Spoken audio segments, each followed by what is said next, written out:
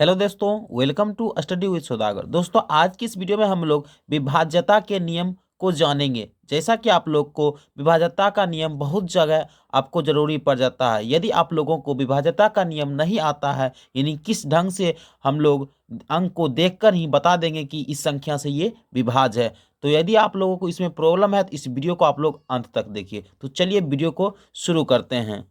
तो पहला है दो से विभाज्यता।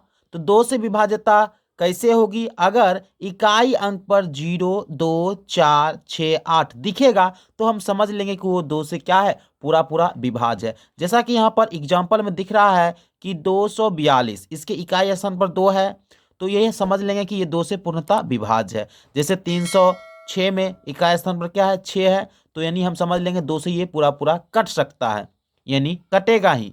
400 जीरो है, यानी इसमें भी देखिए इतना बड़ी संख्या, आप अब इसको दो से भाग दीजिएगा तो बहुत टाइम लग जाएगा। इसलिए विभाज्यता का नियम आपको जानना जरूरी है। यहाँ पर देखते हैं कि अंतिम इकाई यानी इकाई स्थान पर क्या है, 0, तो समझ लेंगे कि दो से पूरा पूरा भाग लग जाएगा।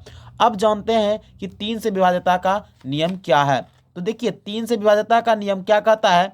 कहता है अंकों का योग तीन के पहाड़ा में हो। अंकों का योग क्या हो? तीन के पहाड़ा में। जैसे यहाँ पर 2, 3, 1 है, इसको जोड़ेंगे न, अगर जोड़ने के बाद 3 के टेबल में आएगा तो समझेंगे वो 3 से पूरा पूरा क्या है, विभाज्य है। जैसे यहाँ पर लिखा गया है 2, 3, 1, क्या लिखा गया है, 2, 3, 1। अब उसको जोड़ लीजिए तो यहाँ पर हो जाएगा 2+3+1, 2, 3, 5, 1 क्या हो जाएगा, 6। तो 6 3 के पहाड़ा में आता है, यानी समझ लेंगे कि ये पूरी संख्या भी 3 से क्या है, विभाज्य है। यहाँ पर लिखा गया है 1, 3, 4 यानी 13,422। तो इसको हम लोग कैसे करेंगे, तो 1+3+4+2+2 इस सबको जोड़ लीजिए। 3, 1, 4, 4, 4, 8, 8, 2, 10, 10, 2, 12 और 12 क्या है, तो 3 से विभाज्य है। तो ये पूरी संख्या भी 3 से क्या होगी, विभाज्य होगी। इसी प्रकार इसको भी जांच सकते हैं।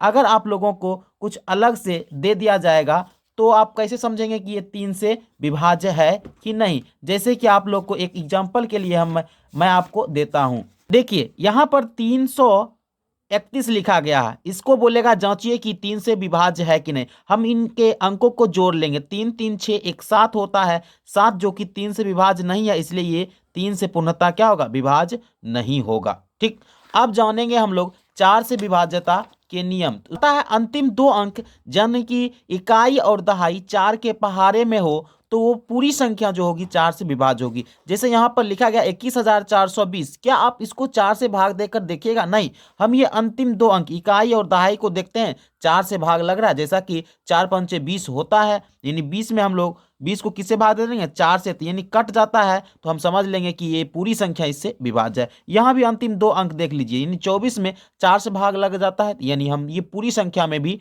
4 से पूर्णतः विभाज्य लग जाएगा। यहाँ भी उसी प्रकार हुआ है। यानी 4 से विभाज्यता का नियम क्या कहता है कि अंतिम दो अंक यानी इकाई दहाई लेकर यदि उस 4 के पहाड़ा में होगा तो वो क्या होगी, पूरी संख्या 4 से विभाज्य हो जाएगी। आइए अब हम जानते हैं 5 से विभाज्यता के नियम। उससे पहले यदि आप लोग इस चैनल पर नए हैं और चैनल को सब्सक्राइब नहीं किए तो इस चैनल को पहले सब्सक्राइब कर लीजिए।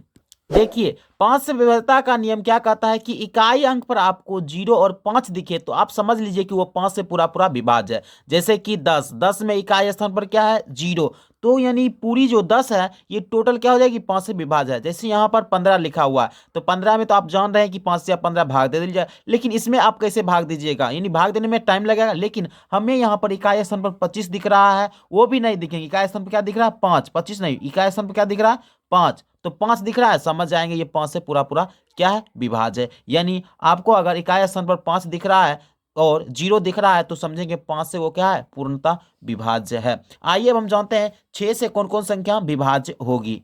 देखिए 6 से विभाज्य वही हो सकता है जो 2 और 3 दोनों से विभाज्य होगा। यानी अगर 2 और 3 दोनों से विभाज्य होगा तो वो संख्या 6 से विभाज्य होगी। यहाँ पर मैंने 3 एग्जाम्पल लिया है आपको समझाने के लिए। जैसा कि 144, 2 से विभाज्यता का नियम क्या है कि इकाई स्थान पर 2, 4, 6, 8, 0 हो तो वो 2 से विभाज्य होगा। यहाँ पर भी 4 है इसलिए ये 2 से विभाज्य होगा। ठीक, उसके बाद 3 से विभाज्यता का नियम क्या है, अंकों का योग करिएगा तो उनके पहाड़ा में आएगा, यानी 3 के पहाड़ा में, तो वो 3 से विभाज्य होगा।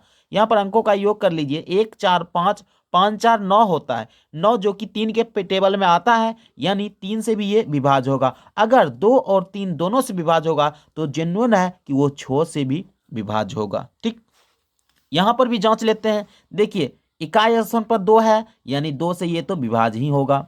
इसके बाद अंकों को जोड़ लेते हैं, 2 1 3 और 3 0 3 ही होगा। उसके बाद 4 7 7 5 12 3 कितना हो जाएगा 15 1 16 2 18, 18 3 से विभाज्य होता है, यानी 3 से ये पूरी संख्या विभाज्य होगा। 3 से क्या होगा, ये पूरी संख्या विभाज्य होगा।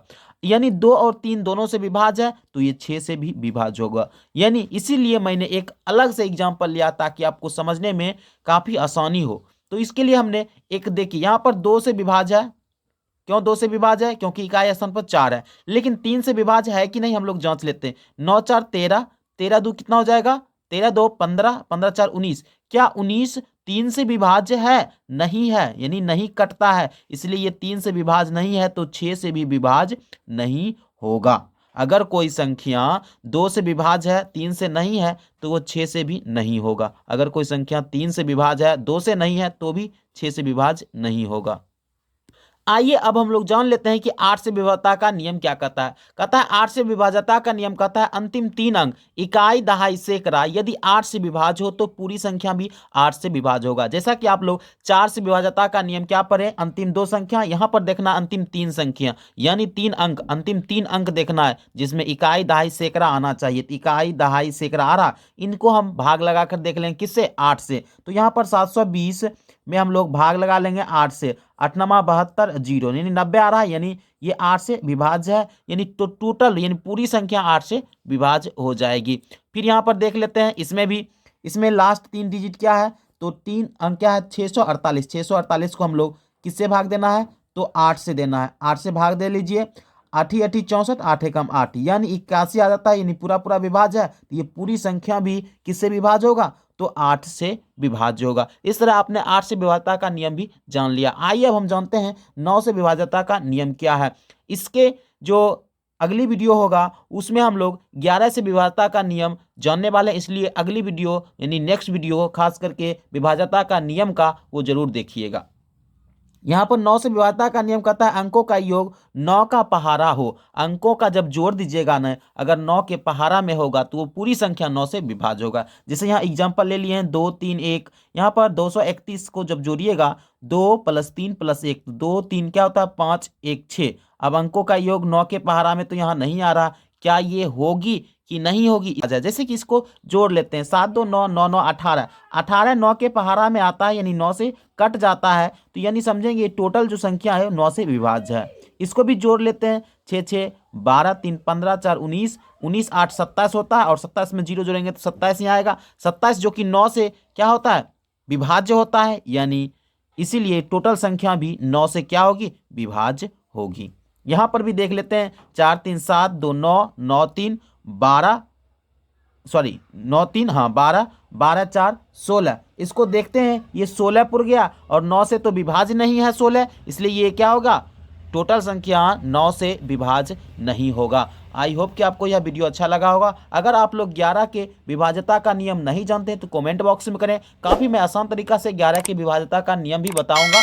और यदि आप लोग इस चैनल पर नए हैं, चैनल को भी जरूर सब्सक्राइब करें। मिलते हैं नेक्स्ट वीडियो में, तब तक के लिए धन्यवाद दोस्तों।